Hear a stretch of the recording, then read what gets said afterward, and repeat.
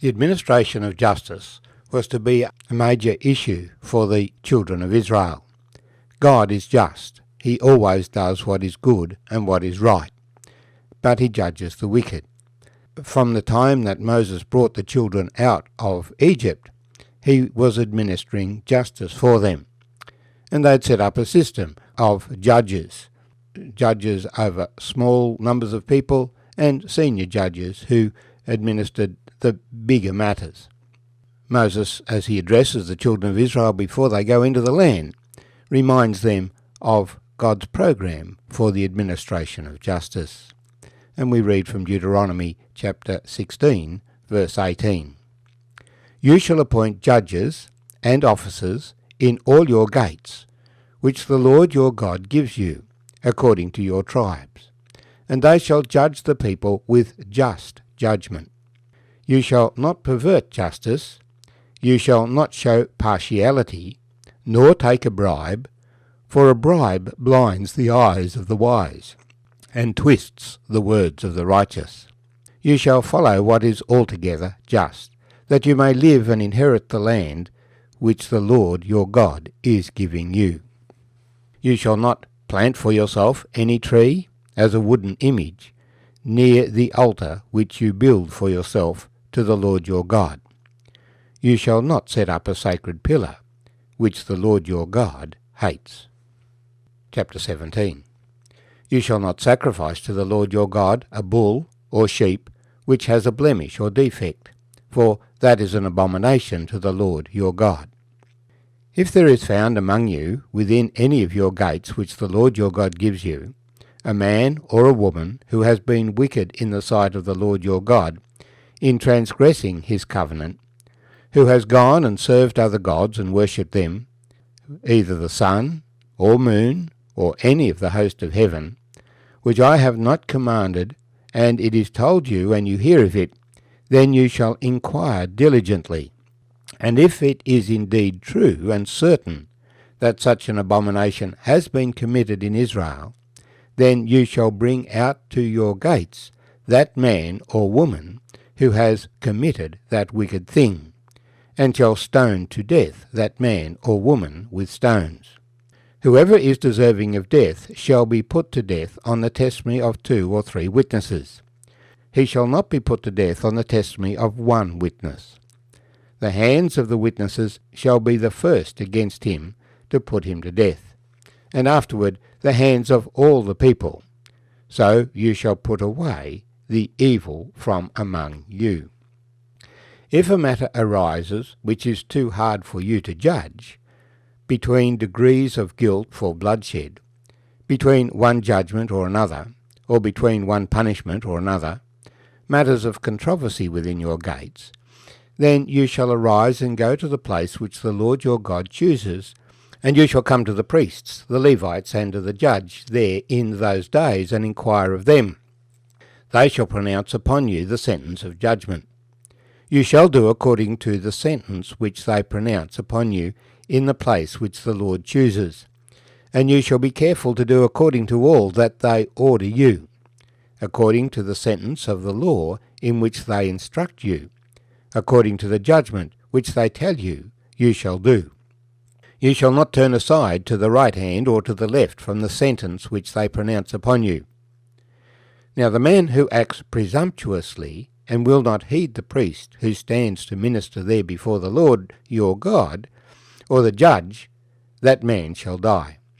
So you shall put away the evil from Israel, and all the people shall hear and fear, and no longer act presumptuously. When you come to the land which the Lord your God is giving you, and possess it, and dwell in it, and say, I will set a king over me, like all the nations that are around me, you shall surely set a king over you whom the Lord your God chooses. One from among your brethren you shall set as king over you. You may not set a foreigner over you, who is not your brother, but he shall not multiply horses for himself, nor cause the people to return to Egypt to multiply horses, for the Lord has said to you, you shall not return that way again. Neither shall he multiply wives for himself, lest his heart turn away.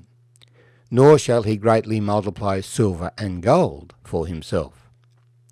Also it shall be, when he sits on the throne of his kingdom, that he shall write for himself a copy of this law in a book, from the one before the priests, the Levites, and it shall be with him, and he shall read it all the days of his life, that he may learn to fear the Lord his God, and be careful to observe all the words of this law and these statutes, that his heart may not be lifted above his brethren, that he may not turn aside from the commandment to the right hand or to the left, and that he may prolong his days in his kingdom, he and his children in the midst of Israel.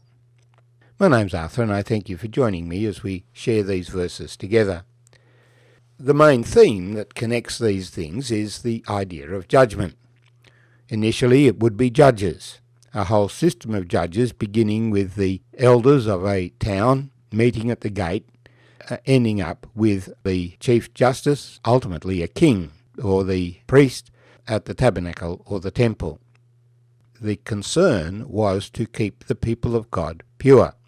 The New Testament brings the idea that the church is to judge those who are inside the church.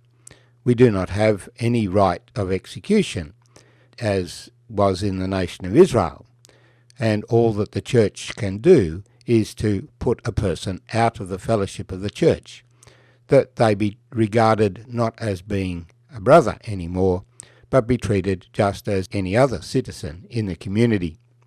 But God has appointed governments, kings and rulers, to administer justice, separating the administration of justice from the service and worship of God in this New Testament era.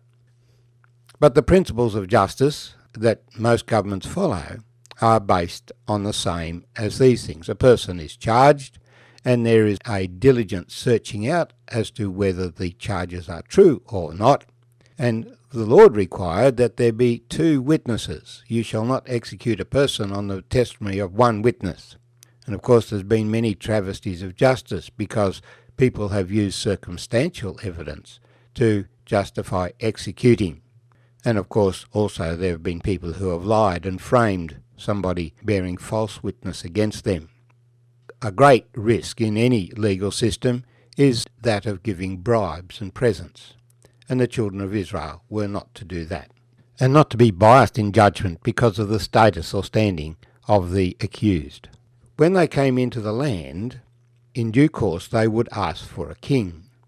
And so when Israel appointed its first king, the Lord instructed Samuel to appoint Saul. And then the Lord instructed Samuel to appoint David. And David was given the promise that his descendants would reign in his place. When the kingdom was divided, God chose Jeroboam to take the northern tribes, with the promise that his descendants would continue if he walked in God's way. But he didn't. Moses says, "The king shall not multiply horses for himself, nor multiply wives for himself, nor greatly multiply silver and gold." But these are 3 things that Solomon did. He is famous for his horses and his stables. He is famous for his 700 wives and 300 concubines. And he is famous for his fabulous wealth. Rather, the king of Israel was in essence not above his brethren.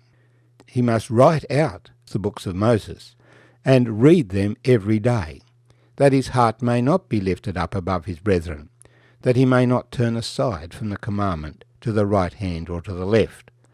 Leaders among God's people at any time are to realize that they have been given a responsibility that they might be servants of their brethren.